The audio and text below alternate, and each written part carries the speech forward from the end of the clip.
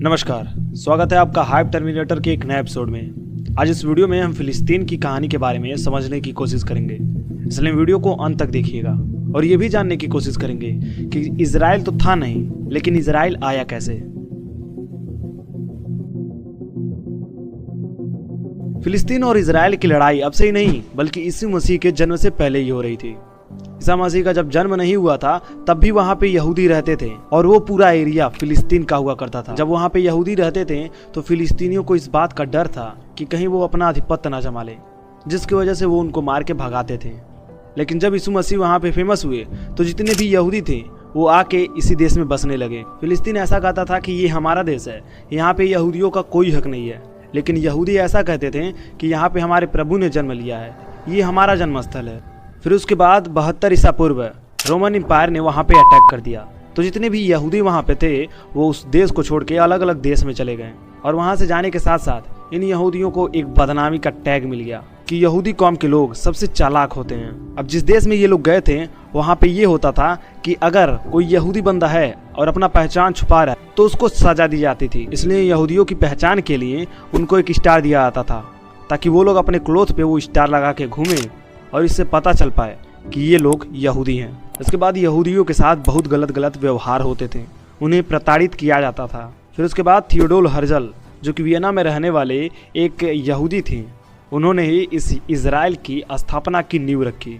मतलब कि वो एक ऐसे बंदे थे जिनके योगदान की वजह से आज इजराइल बन पाया। जब उन्हें वियना से किसी कारणवश निकाल दिया गया तो वो फ्रांस में जाके रहने लगे और फ्रांस में उन्होंने पत्रकार का काम किया। लेकिन कुछ टाइम बाद उनको यह एहसास हुआ कि जो भी काम गलत हो जा रहा है उसका जिम्मेदार केवल और केवल यहूदियों को बताया जा रहा है, जिसकी वजह से उन्होंने ये सोचा कि हम यहूदियों के लिए एक अलग देश होना चाहिए।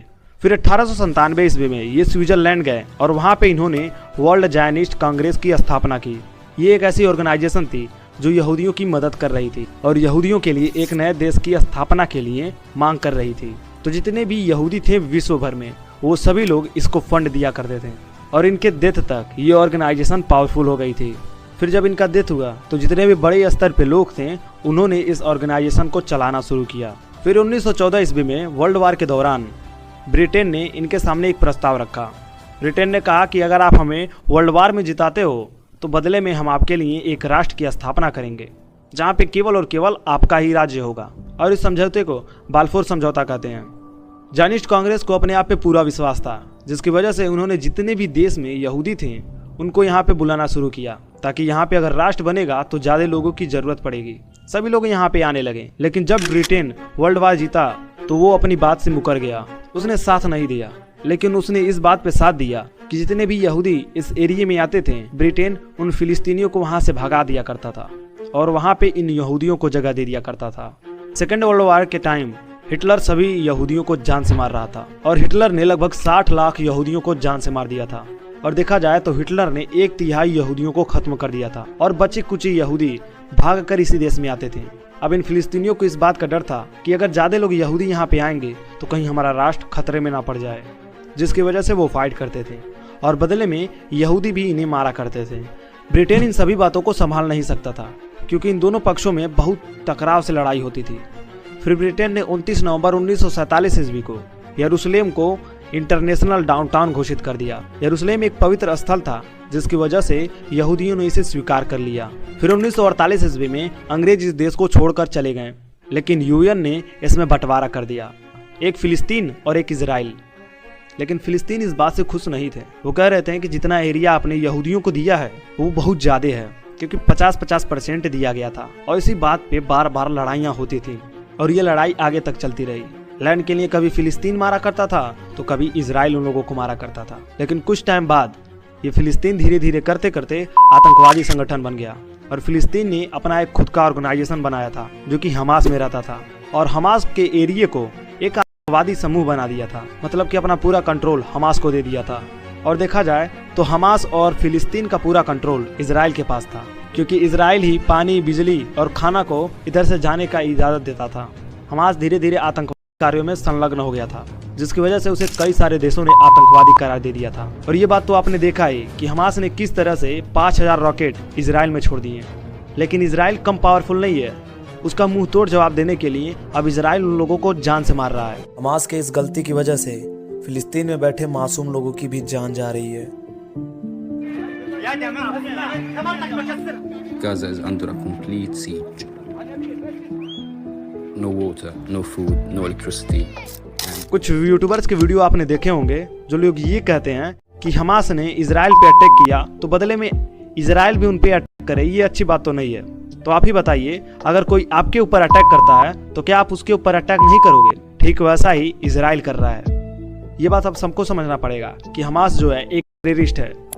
Of all the countries that Islam tried to establish as a caliphate, to create an Islamic state. लेकिन हमारे इंडिया के कुछ ऐसे भी लोग हैं जो इसको टेररिस्ट नहीं मान रहे हैं। अभी हाल ही में आपने एक वीडियो देखा होगा जिसमें AMU के स्टूडेंट्स ने एक रैली निकाली थी जो कि हमास के समर्थन में था। अब इससे क्या पता चलता है कि ज्यादातर लोग आतंकवाद को ही सपोर्ट करते हैं। हालांकि इनके ऊपर कार्रवाई दर्ज की गई है कि जितने भी लोगों ने रैली निकाली थी उन पर सख्त कार्रवाई की जाएगी। अब आपको मैं एक सच्ची बात बताता हूँ कि इस वीडियो की स्क्रिप्टिंग करते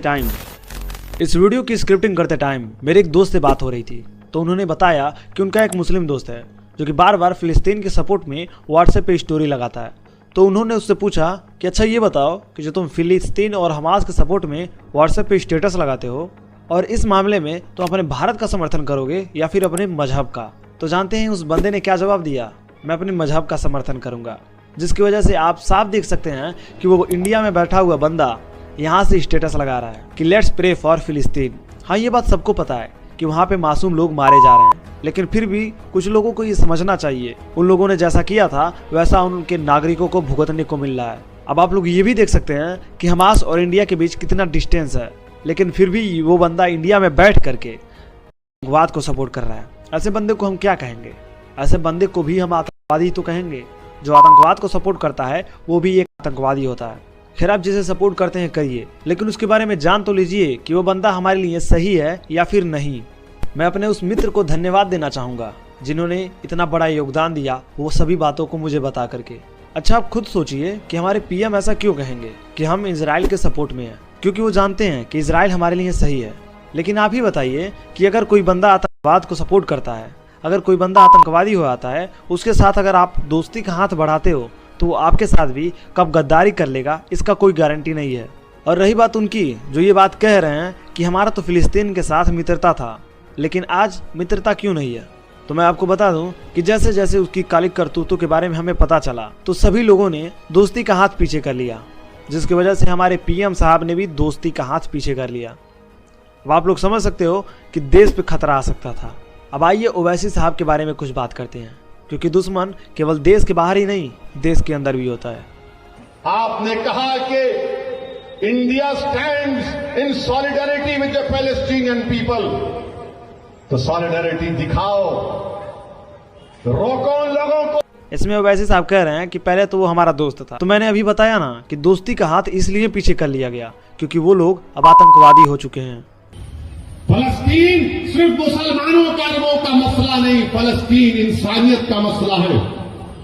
अच्छा ओवैसी साहब, तो आप ये कह रहे हैं कि आपके अंदर इंसानियत आ गई है, यानी आपके अंदर इंसानियत है जिसकी वजह से आप फिलिस्तीन और हमास को सपोर्ट कर रहे हैं। तो मैं आपसे ये पूछना चाहूंगा कि उस टाइम आपके अंदर की इंसानियत कहाँ थी जब कश्मीरी पंडितों को मारा जा रहा था और भी गलत काम किए गए, लेकिन वो सब आपके ही लोगों द्वारा किए गए थे। उस टाइम आपके अंदर कोई इंसानियत नाम की चीज नहीं बची थी क्या? उस टाइम आपने ये क्यों नहीं कहा कि चलो हम अपने लोगों को समझा दें कि इंसानियत है, अपने ही लोग हैं, क्यों मार रहे हो? लेकिन नहीं। अगर ये वीडियो आपको समझ में आया तो बगल में मैंने सहारा कंपनी के बारे में डिटेल्स वीडियो बनाया है, जिसको क्लिक करके उस वीडियो को आप देख सकते हैं। मिलते हैं आपसे किसी नए वीडियो में किसी नए टॉपिक के साथ। तब तक के लिए अपना ध्यान रखते रहिए। जय हिंद, वंदे मातरम।